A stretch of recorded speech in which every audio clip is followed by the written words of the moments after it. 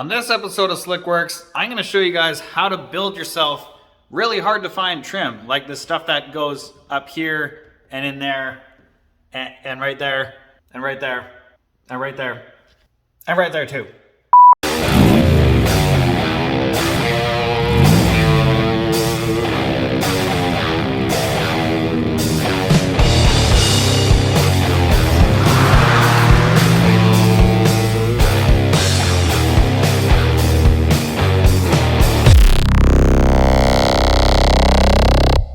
Okay, so here's what I'm thinking. Now, my back bumper is not perfectly flat, so, I mean, they got these replacement stick-on, peel-in stick, 3M garbage. We're not going to use those. So, this is 16 gauge steel. The bumper's not perfectly flat, so I wanted to get something thick enough that this will absolutely not bend no matter how hard you try, especially on the back bumper. So, instead of having the plastic bumper that does this, want to suck the steel down and turn the steel into that shape that you'll see, I wanted this to, once I put the double-sided tape on this, to press that down into the bumper and actually have the trim itself suck the bumper up into it to level out the plastic in the bumper itself. Now for these pieces, they're not going to have this body line in the top. Look at this garbage. Yeah, so these are just those plastic end pieces. They're plastic covered in this, aluminum foil, so that just won't do. So I'm gonna basically slap them down, trace them out, cut them out, polish up the edges, give them a nice, rounded off curve on the edge, because 16 gauge, it is kind of thick, so I'll be able to smooth out the edge kind of nice. Double-sided tape it and stick it on the car, and I'll bet from 20 feet away, it'll look awesome. And I'll bet that 90% of car guys with Gbodies would find this totally acceptable, but we'll see.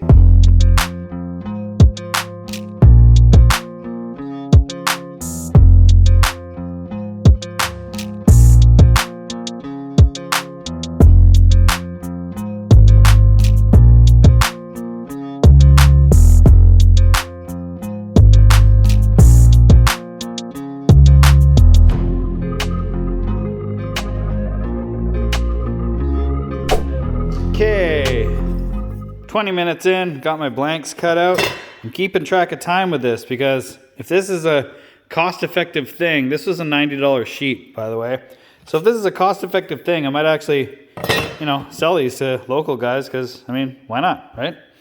Okay, just got to clean up the edges with my little 3-inch and then, probably give it a polish. Polish will get that sort of, you see the discoloration from the heat?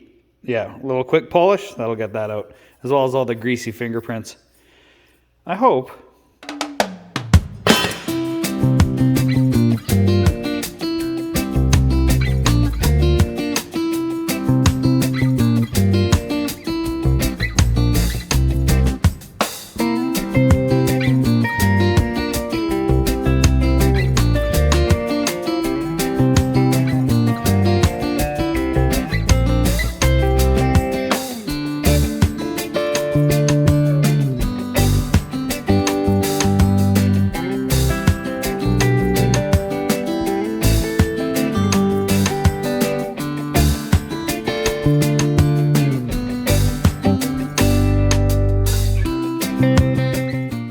All right, so I got these pieces sitting up in wax right now. So I'm just gonna let that wax cure up, let it dry. I'm assuming that once the wax dries, I won't be able to touch it with my fingers and have, fingerprints absorb onto the steel. Much like a refrigerator door with anything that has like a sort of grain, like this does. Put fingerprints on it and you can see them forever. So hopefully that'll fix it. But now we are on to these pieces. So these pieces are a little bit short. This is obviously bought and then cut by previous owner. And then there's a little plastic piece that covers up that mess. So I just made myself some little marks saying that this is the inside part and leave a little extra layer because I'm gonna try and cut it so that these actually sit perfectly even together. And I think I might even make a little piece to go in the middle that you can just stick on the middle just to finish it off nicely. So yeah, I'm gonna go ahead and trace those out and cut them out. Hopefully it turns out really good. We'll see. Well, as you can see here, I just marked out some minor imperfections. See if you can see it in the reflection. No, you can't. No. So the eyeballs pick up a lot more than this camera does. Anyways, I'm leaving myself about a ½ inch off the ends of these just to make sure that I can cut it right. So once I cut one piece, I'm going to overlap, check the angle that it is, and then hopefully I get it right. I'm not sure. Obviously, I've never done this before. But yeah, so I'm going to trace these out and give them a cut and see what I wind up with.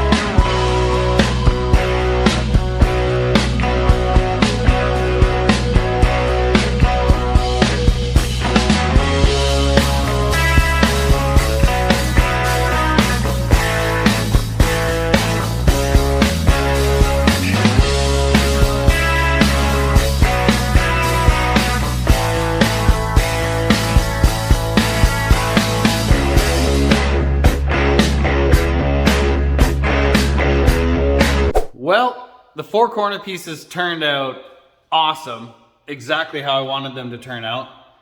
They look great, but now it's time to finish off the back bumper piece. Back bumper pieces, there's 4 total. So I think it's time for a little bit of a montage.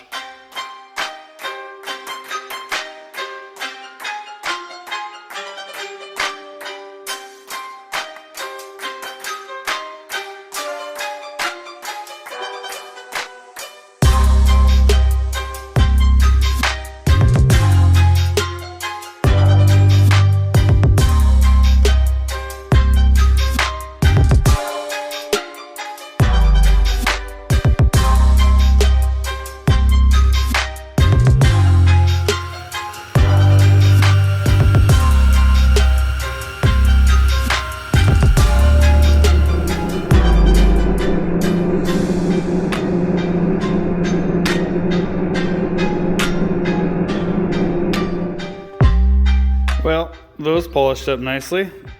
Kept a lot of the grain. There's a few little foggy bits in it, but it's pretty well uniform. So you can also still see that scratch. A little disappointed in that, but I'm thinking outside, I don't think anyone will notice that. Yeah. So I'm gonna tape them up, slap them on the car.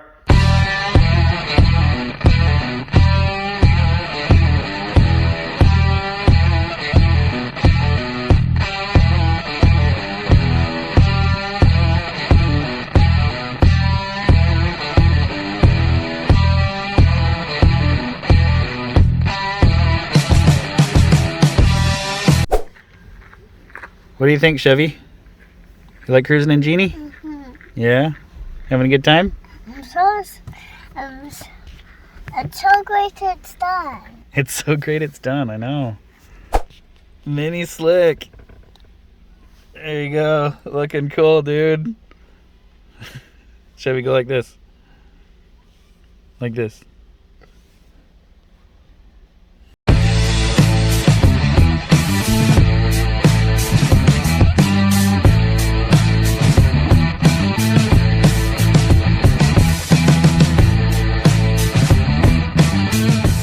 The reason why I have this little test coupon is because I want to be able to stick it right there and slide it all the way along just make sure it's not getting hung up on anything. Like, just make sure there's not a section of the bumper where it narrows out, because then once I cut the final piece, of course, I go to put it in and it won't fit, right? And it looks like we're all good. So I'm gonna go ahead and cut the full length of this.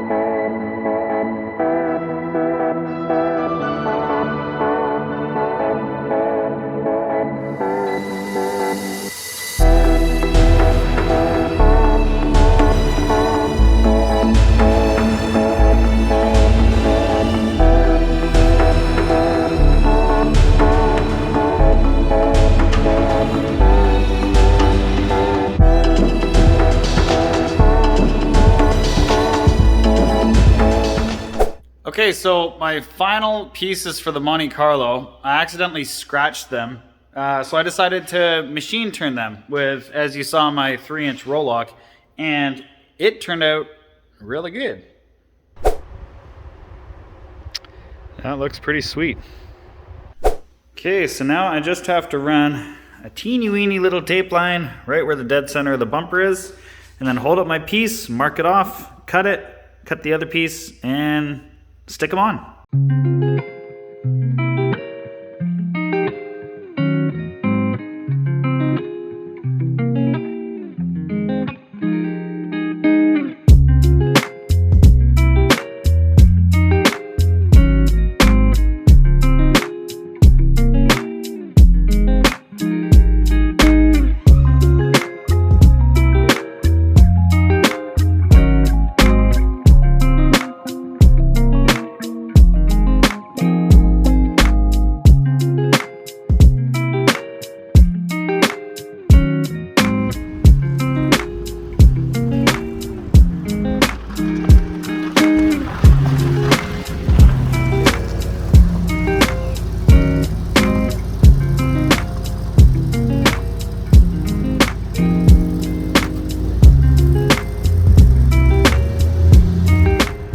And there we have it. That looks pretty dang good, if I do say so myself. Yeah, this car looks pretty good in the lineup out here. Definitely the best looking car in the lineup out here. Chevy, you can't feel that? Can't feel it. Stuck to your cheek? There's something on your cheek. What is it? How do you not feel that? There you go. Well, it is finished, and I've been driving around with the car for 3 weeks now, something like that. And I gotta say, the machine turning on the back of the bumper there, like at different angles as I take it out, it looks just phenomenal. So I think that me accidentally screwing up and scratching that was totally a blessing in disguise. It ended up being something totally unique, very hot rod, very low rider. And yeah, just the way it catches the light, it's just an extra little bit of fancy in there. So super cool. Thanks for watching, guys. Hope you enjoyed this episode. And it is now time for the Slickworks slick sound effect of today, this episode, or whatever. So the last slick sound effect was in fact a GM. How did he put it? You left your keys in the ignition, idiot. Beeper. Yes, that's what it was. It was the door chime. Door chime, I would have taken that too. But Corey Sites 7013. Is it 7013? Let me double check that. Yes, Corey Sites 7013. You got the Slickworks slick sound effect, slick sound of the day, this episode, or whatever. So it is time for this sound effect, this episode. If you guys can guess it, hit comment below, and if you get it right, first person to get it right, you get a shout out in the next episode. Here it is.